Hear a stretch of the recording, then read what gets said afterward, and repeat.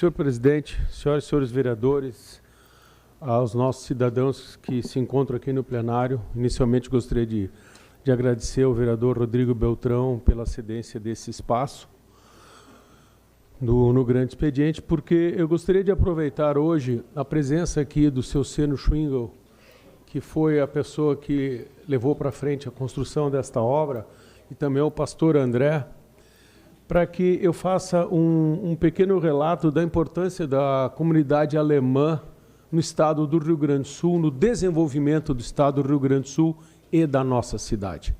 Nós não podemos esquecer todas as correntes migratórias que aqui estiveram. Então nós temos, eu coloquei algumas imagens, mas um pequeno histórico para que todos entendam a dificuldade desses imigrantes quando chegaram aqui no Brasil. Vindos após a independência brasileira, vejam que Dom Pedro I, nós não tínhamos exército. O Brasil não teve uma luta contra os portugueses porque não existia um exército brasileiro. E na época, Dom Pedro I, ele precisava de militares. E era impossível ter militares de outros países. Os países restringiam. Então, qual foi a ideia dada pela esposa de Dom Pedro I, filha do imperador austro-húngaro, de origem germânica, a imperatriz Leopoldina, para que se conseguisse trazer imigrantes alemães, e no meio desses imigrantes alemães que pudessem servir o exército brasileiro. Então, o governo brasileiro foi até a Alemanha e, com esse intuito, trouxe imigrantes como agricultores, na qual muitos eram homens que vieram sem a família e que integraram o exército brasileiro e poderiam ficar 3 anos no exército brasileiro.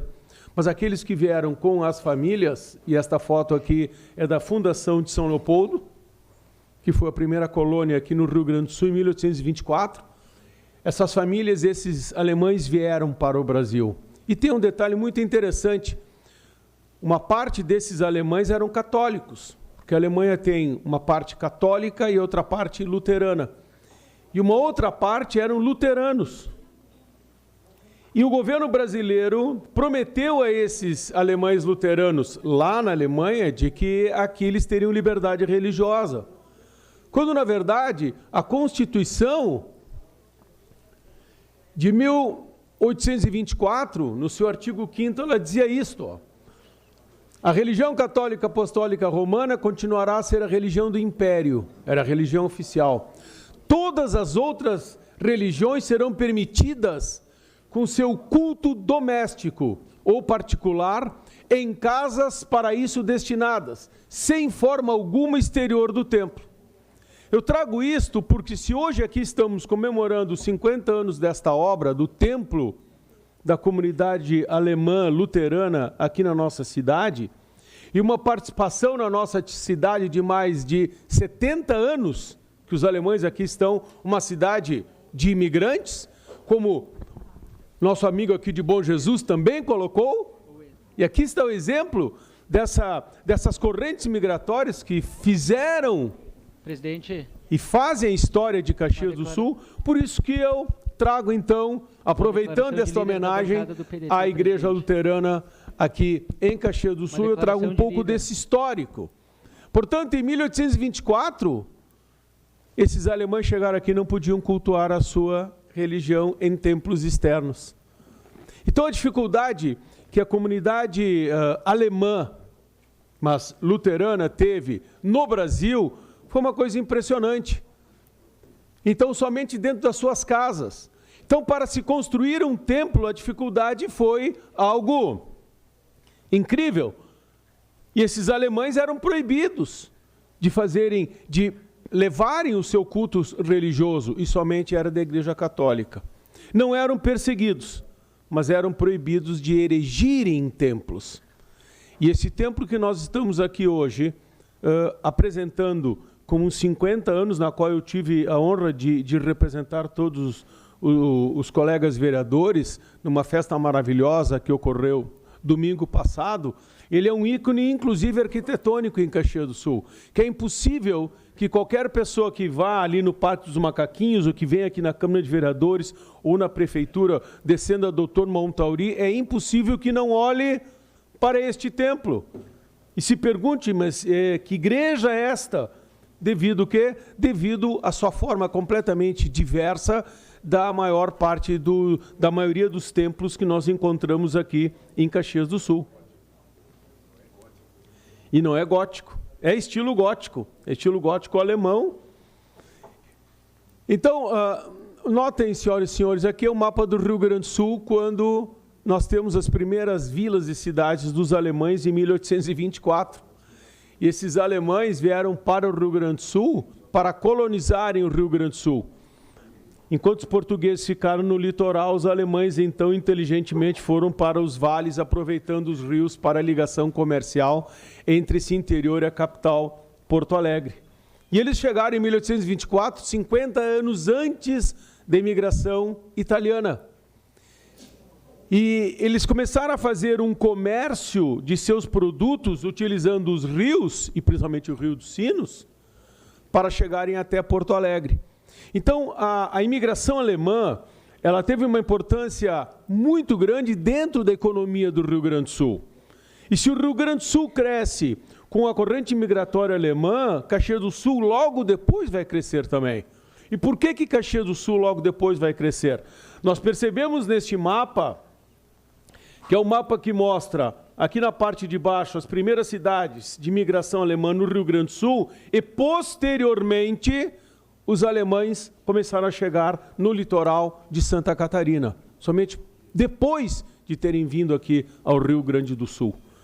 Então, a corrente para Santa Catarina, Minas Gerais, Paraná, ela se dá a partir de 1850 em diante. Mas em 1824 aqui estiveram os alemães, dando início a uma área de colonização de extrema importância hoje, econômica e cultural, muito grande.